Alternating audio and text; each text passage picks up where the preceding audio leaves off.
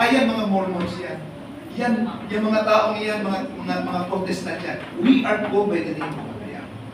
That's why, mga tao, kapag tayo po ay naglalakad, okay, we are always being identified by the name that we are worship. So sasabi niya po dito, if my people who are called by name will humble themselves and pray and turn from their wicked ways, I will hear from heaven. Very big item again, very big issue. And I will forgive their sins. So dito mga kapatid, makikita po natin that the calling of His name is very important because we are being identified by whom we worship.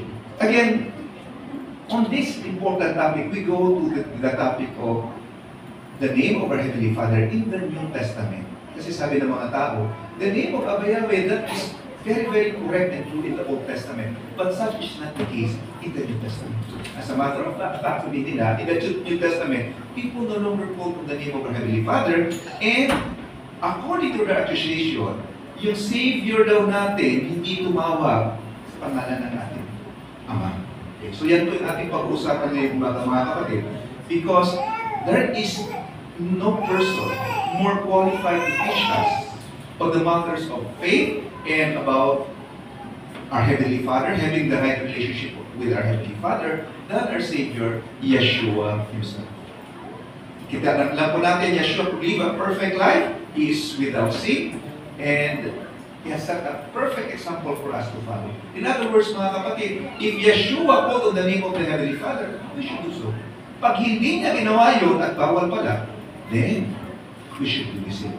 1 Peter chapter 2 verse 21, ito po yung sabi po niya, and that is what we seek to do this day or this morning.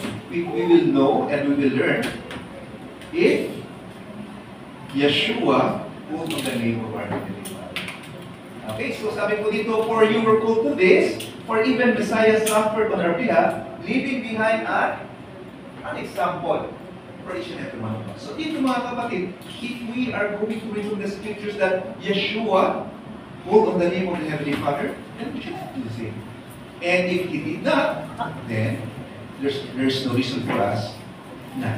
Okay, so sundin lang po natin si Yeshua kung ano po ang kanya pong ginawa. Alam niyo po mga kapatid, I remember when I went to Murcia, diba? From the place of Sister Jade, I was invited by Sister Anne, who is now an anchor person. Nakakita ko siya sa Sister Anne. Nakakita niyo ba siya sa Facebook? Mga ibang lang. Ganda pala ng boses si Sister Anne. Ang atong mga balita, ang mga lawa, dinati sa 416 Ilonggo. Sarado mga sarado ulan. Try to look at her Facebook account. Meron po siya mga ano po doon, na video na kanya pong pag-broadcast. Hidden talent pala ito si Jake, yung pong kapatid. So, sabi doon, nung kami pumunta doon, ang favorite na parang icebreaker ng mga tao, mga kapatid sa Murcia, is sundun ko siya. Sunda siya. Yun ang parating na to. Pati ako napasayaw tuloy ako. I forgot what myself. Ganun kata. Sunod daw. Kaya pagka action ng harapan, kagayahin po. Okay, so, gayahin po natin si Yeshua kung ano po yung ginawa po niya. Again, I would like to dwell